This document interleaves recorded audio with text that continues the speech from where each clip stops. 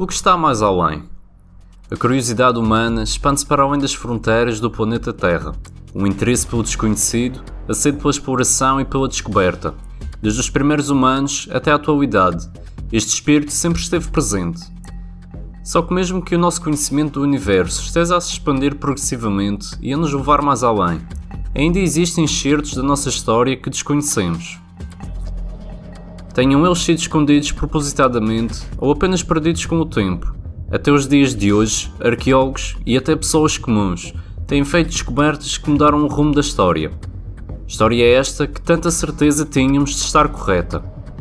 Portanto, desde milhares de soldados destinados a proteger o seu imperador, até o primeiro computador inventado, aqui estão as 5 descobertas arqueológicas que mudaram a nossa história.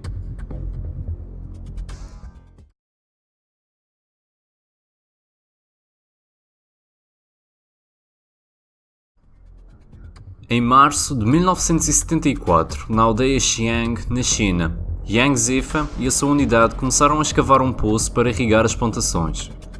No terceiro dia de escavações, Yang encontrou algo que se assemelhava a um pescoço. Pensando que iriam encontrar alguns vasos, continuaram a escavar, revelando eventualmente uma estátua completa de um guerreiro. Na verdade, o que Yang e seus companheiros tinham descoberto era o túmulo de Qin Shi Huangdi, o imperador que uniformou o sistema de escrita, moeda e medida. É também considerado o pai da muralha da China.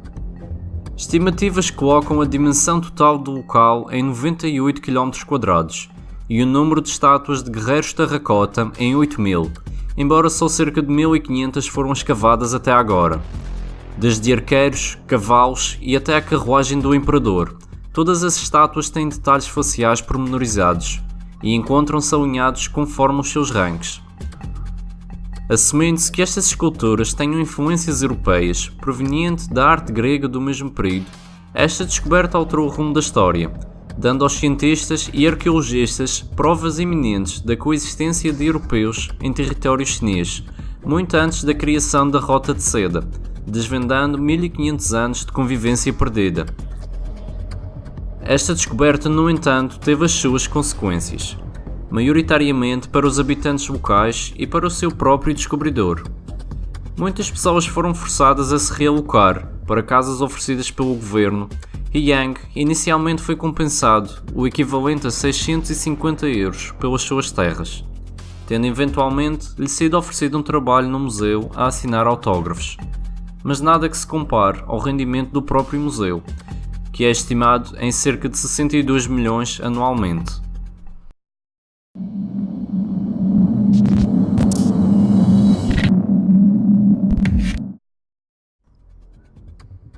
Na saga do Senhor dos Anéis, existe uma raça fictícia de humanos de pequena estatura e pés grandes, chamada de Hobbits. Mas quando o autor os descreveu, não sabia que na realidade existia realmente uma espécie com essas características. Só que estes não tentavam destruir nenhum anel. Também apelidada de Hobbits, os restos mortais de Homo floresiensis apenas foram encontrados na Ilha das Flores, na Indonésia, em 2003. Datados desde 100.000 a 60.000 anos atrás, tinham uma altura aproximada de 106 cm, pés grandes devido às suas curtas pernas, ombros inclinados para a frente, cérebros pequenos, dentes grandes, uma testa recuada e não dispunham de queixo. Mas apesar dos pequenos cérebros, a espécie fazia uso de ferramentas de pedra e caçavam pequenos roedores e elefantes, nomeadamente o Stegodon, uma espécie extinta.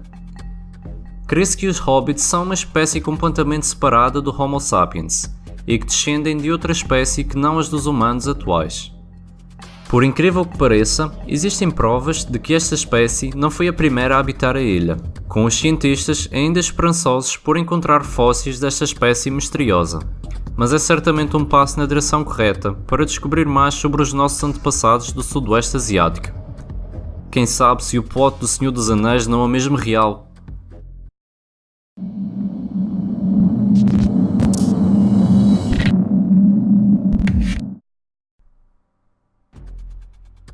No início do século XX, o egiptólogo britânico Howard Carter passou muitos anos a escavar o Vale dos Reis, o local de sepultura para a realeza do Antigo Egito.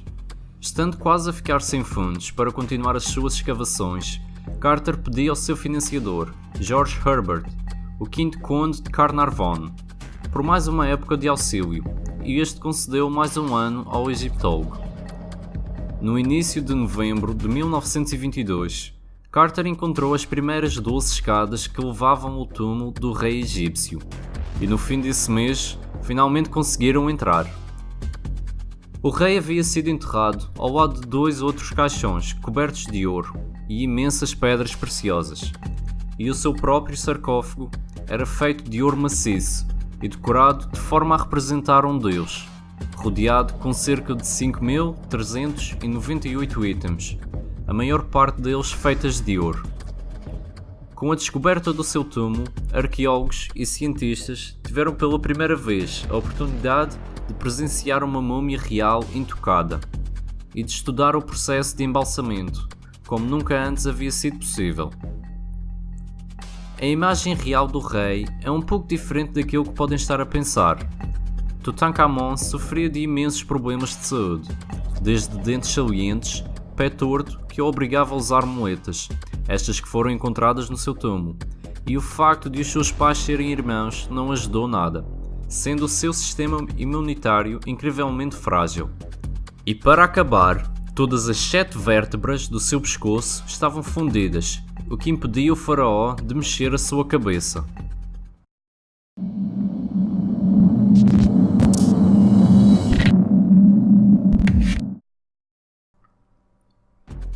Em 1799, Napoleão Bonaparte procurava fortificar um dos seus fortes no Egito, na cidade de Rashid, ou Rosetta. Um grupo dos seus soldados deparou-se com uma estranha pedra com 3 secções de texto, um em grego, outro em demótico e, por último, hieroglifos.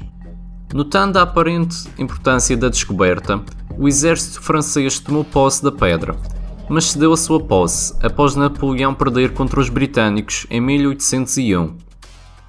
Finalmente, após muitos anos de tentativas, o egiptólogo francês Jean-François Champollion decifrou os conteúdos da pedra, e após 2000 anos de mistério, os segredos dos hieroglifos estavam agora abertos para o mundo descobrir. A pedra encontra-se exposta no Museu Britânico de Londres desde 1802 e apenas foi movida uma vez, durante a Primeira Guerra Mundial, devido a ameaças de bombas.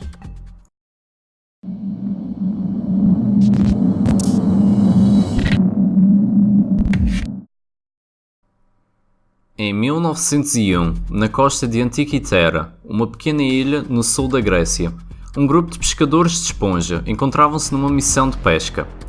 No entanto, em vez de esponjas, encontraram um barco naufragado, com imensos objetos em bronze, joias e moedas, datado do ano 70 a.C.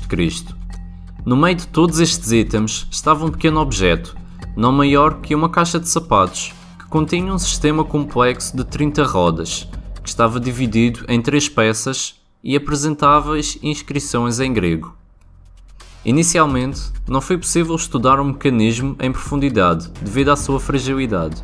No entanto, concluíram que o objeto foi criado por volta do 2º ou 1º século a.C. e que o seu objetivo era registar os ciclos do sistema solar. Em anos recentes, e devido a avanços tecnológicos, foi possível descobrir mais sobre o misterioso objeto.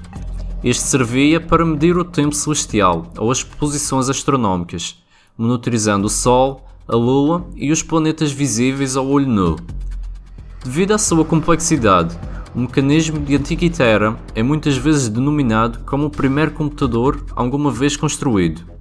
E tendo em conta que os primeiros relógios apenas começaram a aparecer na Europa no século XIV d.C., é uma descrição apropriada. Esta descoberta altera o que pensávamos sobre os nossos antepassados, demonstrando assim que a nossa percepção espacial, e neste caso tecnológica, era muito mais avançada do que previamente especulado. Novas pesquisas indicam também que o mecanismo pode nem ter origem grega, mas sim babilónia. O mecanismo encontra-se hoje exposto no Museu Nacional de Arqueologia de Atenas, na Grécia. E quem sabe que mais mistérios se escondem debaixo dos nossos pés. Espero que tenham gostado. Não se esqueçam de subscrever para que no futuro possam acompanhar novos vídeos que irei fazer.